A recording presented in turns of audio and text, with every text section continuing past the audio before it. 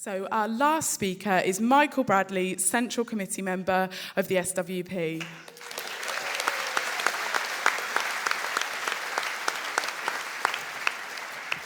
Well, first of all, people always thank people at this point of Marxism. Firstly, thank you, Nigel Farage, for fucking off.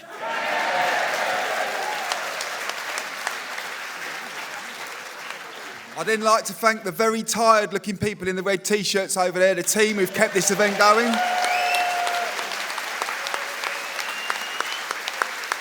Monica Axel and all the volunteers who kept the creche running brilliantly over the weekend.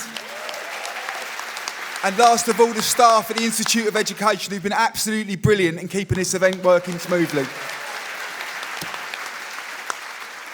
Now, look, you don't need me to tell you that 2 weeks on from the Brexit vote, we are facing a complete and utter political crisis at Westminster and of the whole political class. Marxism 2016 takes place as both political parties, the Labour and the Tory party, are effectively in meltdown. And this turmoil is going to continue. We all know that. And just think what's on the agenda. I mean, Farage going, it's a wonderful, wonderful thing. Secondly, there could well be a second vote for independence in Scotland. This week, we're going to have the Chilcot inquiry, where hopefully Tony Blair will be pinned down for the murdering bastard that he is.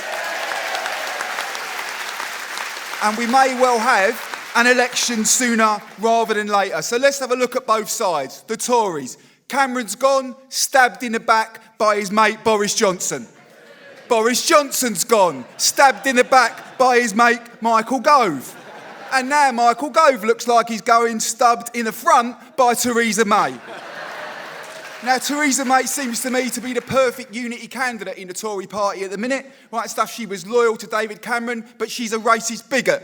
And then that way, she seems to be able to pull over UKIP votes and hold the Tory rank and file to her. Is she Margaret Thatcher, though? No. She is much, much weaker than Margaret Thatcher, and we have to be really clear about that. Now, let's look at Labour. Let's look at what's happening to Labour. The Tories are in complete crisis. The front pages of the newspapers are slamming their divisions. And what did the PLP of the Labour Party decide to do? To turn on Jeremy Corbyn. The man has got a huge mandate to lead his organisation. 60,000 people joined the Labour Party to support him last week. There are mass rallies of thousands of people around the country joining to support him. They win 2 key mayoral races, right stuff included in London, where Cameron blamed Sadiq Khan for being an extremist, disgusting Islamophobia that went with it, right stuff. But what do the Blairites decide, and what does Ed Miliband decide? That Jeremy Corbyn is unelectable. This is absolutely incredible. You couldn't make it up. But what it means is 172 Labour MPs believe they have more democratic right than the whole of the British Labour movement. It's an utter disgrace.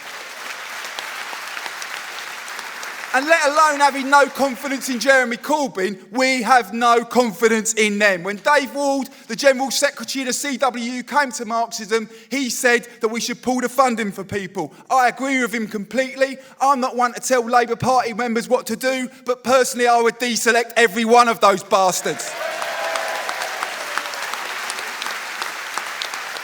Seems to me they're more scared of Jeremy Corbyn winning an election on an anti-austerity platform they are on him losing it. That's why we are 100% alongside Jeremy Corbyn while he is under attack.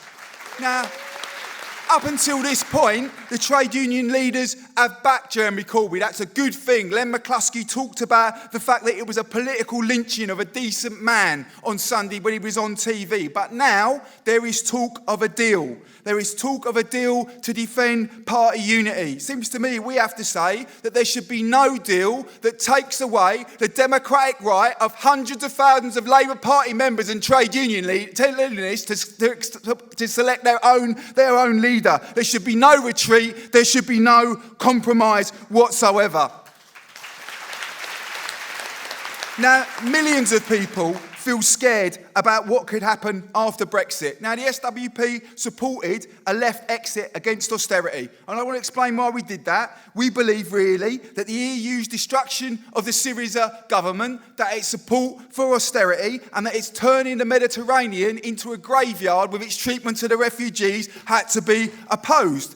But like Diane Abbott, and Matt Rack, the FBU leader and stuff, who are people that actually are argued to stay in, write stuff over it. We believe that what that vote was about more than anything else was a cry of rage and anger from ordinary working class people against years of attacks and years of austerity. We believe that that vote has weakened the ruling class in this country and has weakened the ruling class internationally. But of course, as a central part of the official campaigns, both of Remain and of Leave, we saw racism, we saw anti-immigration rhetoric, and we saw Islamophobia. We saw the Tories and UKIP and the right wing whip up an atmosphere where Jo Cox could be killed outside her constituency by a Nazi. That was the kind of horrible, poisonous atmosphere that was developed around that campaign. And millions of people fear an intensification of the attacks on migrants, Muslims and on refugees. And we've seen a spike in hate crime since the Brexit vote. Therefore, there can be absolutely no complacency over the issue of defending migrants, defending refugees, and combating racism. During the campaign itself, one of the high points for me in a very horrible campaign was the convoy that went out to Calais, that was organised by Stand Up to Racism and by the People's Assembly. It showed hope, it showed unity, it showed that we could stand together. And now people have talked about it. On the 16th of July, there is a demonstration being organised by Stand Up to Racism and the People's Assembly that is opposing austerity, that is opposing racism and arguing to get the Tories out. We've got under 2 weeks to build that into a massive show of strength against racism, against austerity, in support of Jeremy Corbyn. And everybody in this hall, everybody in the movement has to bend their backs to make sure that there are tens of thousands of people on that demonstration on that day. See, we've got a real opportunity here. I don't know if people have heard this story. On Saturday, 15 Nazis decided to demonstrate in Southampton. 1,000 anti-racists turned up to oppose them. We have to mobilise that feeling.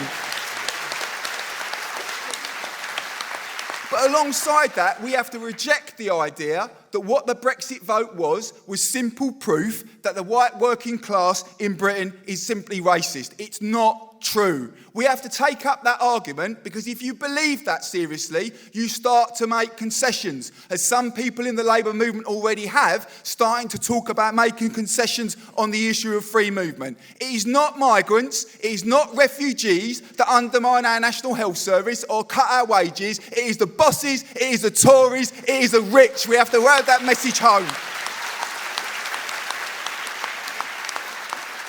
It's true that the wealthy voted to stay in, but also millions of people who are anti-racist voted to remain for brilliant reasons, because they oppose racism and they oppose division. And under that basis, whether you're an anti-racist, whether you voted to stay in the EU or to come out of the EU, we now got to unite, and we have to start talking about how do we take these things forward, because we have to be absolutely clear that whatever Tory leader takes over, they will have one answer. That is austerity and racism. That's what they will push through. George Osborne is already talking about cutting corporation tax. There was talk in the background about emergency budgets and the rest of it.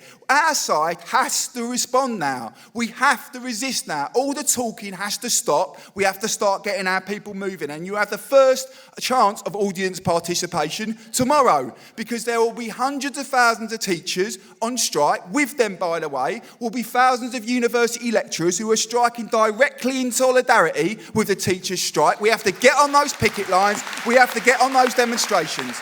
And there's national action has reared its head again in this country. We have to say to our union leaders that after years of backing off the fight, they cannot back off the fight anymore. We have to take on austerity, we have to take on the anti-union laws, and we have to start using the power that we really have. That's absolutely crucial for us. It's absolutely crucial that we do that.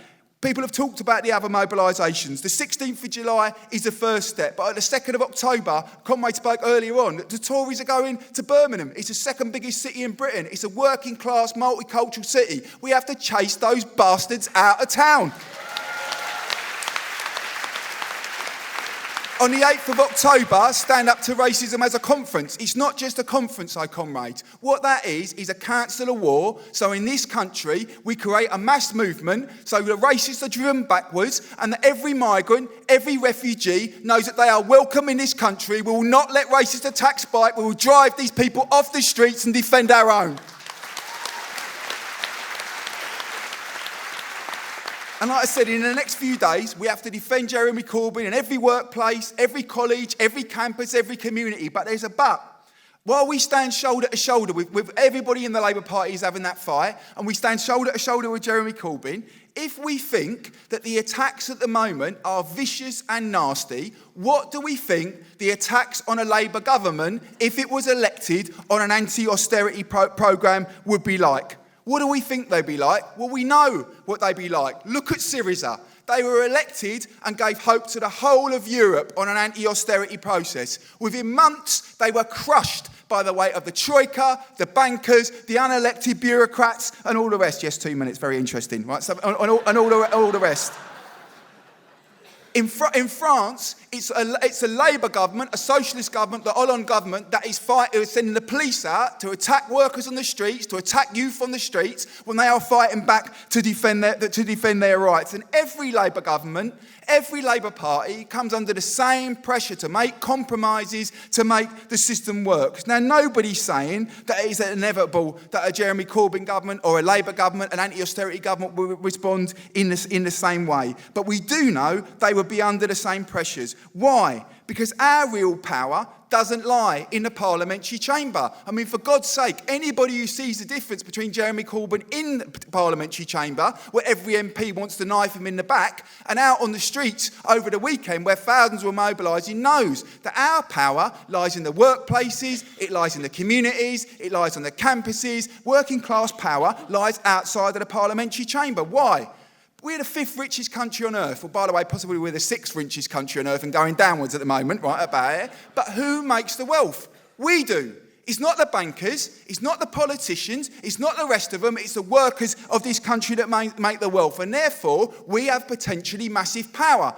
In France, you can see the unions finally using that power, right stuff. And we have to start talking. If you want to stop the racists in Britain, if you want to stop UKIP and the Tories and the rest of it, we have to finally use our power here.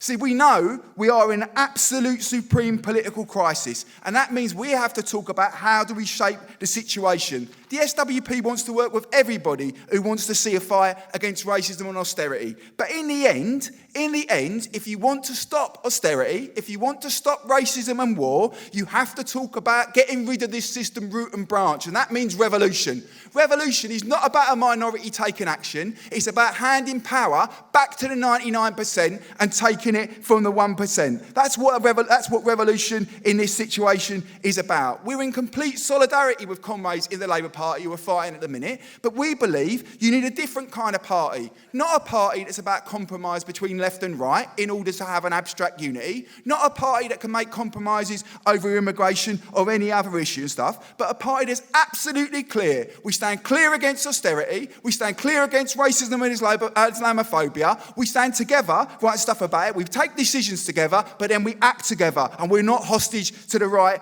at any level. It's important that Jeremy Corbyn is a Labour leader. That's a good thing. But we want to try and create a party of leaders, a party where in every working class community, in every workplace, there are people uniting with others, but fighting for revolutionary socialist politics. Marx said that people make history, but not in circumstances of their own choosing. In the next couple of weeks, we're going to have a choice. Either Britain can end up as a miserable racist shithole full of austerity, or it can become a beacon for working class people and resistance across the world. We believe that the SWP can play a major role in making sure the positive outcomes happening. That's why we're absolutely unapologetic to ask you, if you haven't joined the Socialist Workers Party, you should do it now.